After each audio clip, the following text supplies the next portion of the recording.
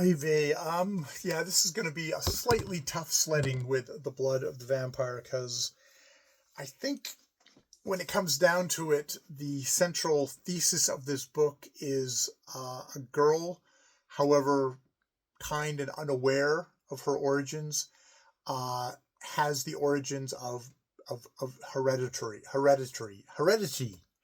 in that her father was a vivisectionist, monster who tortured people, and her mother was a mixed race woman who had insatiable bloodlust, and had within the circumstances of her birth mixed with vampire blood, and so developed a kind of a thirst for blood and cruelty herself. And so the union of these two has produced Harriet Brant, who has sensual features, who has an insatiable kind of appetite, just shown by how much she eats and stuff like that.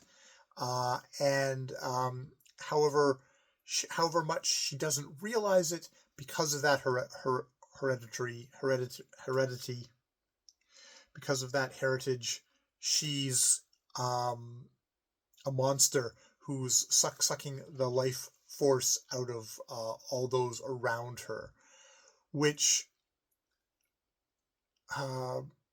has to be kind of seen as, you strip away the fantasy stuff there, it's like mixed race people are lower people that are a threat to the white people around them, and should be treated as monsters who should be, who are beyond the pale, and you should get the fuck away from them.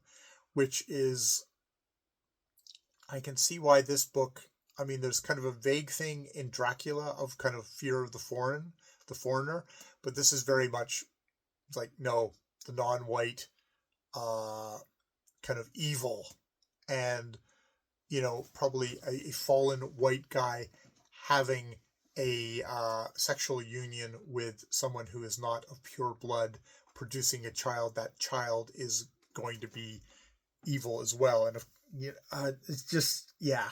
So we're getting a lot from Dr. Phillips here, and I do think Dr. Phillips is the voice of he's fulfilling that thing of like, I'm laying down, here's the framework, the structure, the rules of this universe.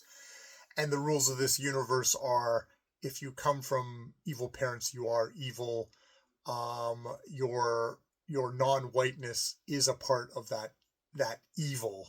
And it could even be like the mixing of non-white with white is producing kind of a seductive trap for all these poor white people to fall into. And the first victim of Harriet Brant that we see is Ethel Pullen, this little baby.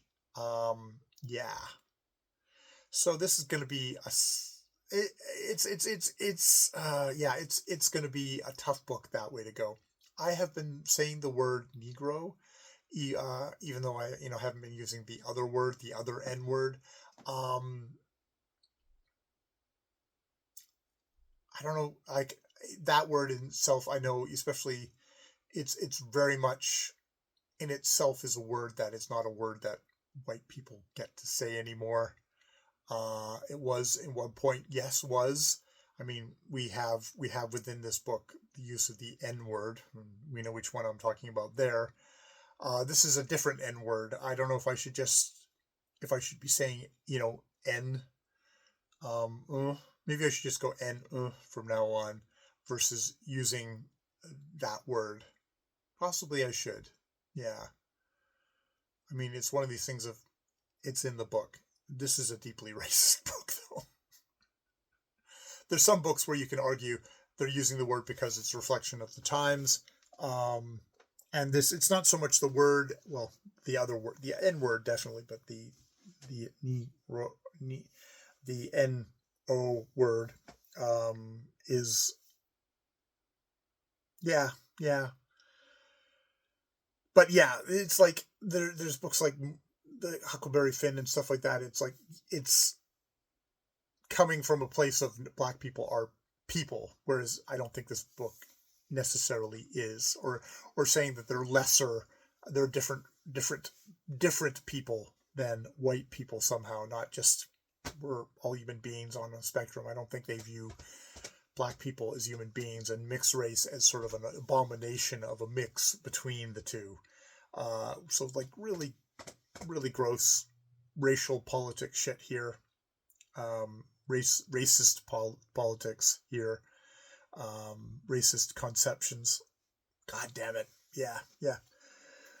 Good and uncomfortable in that way that I think I do want to find in works of this time. All right, I'm going to leave it there for right now. More videos later.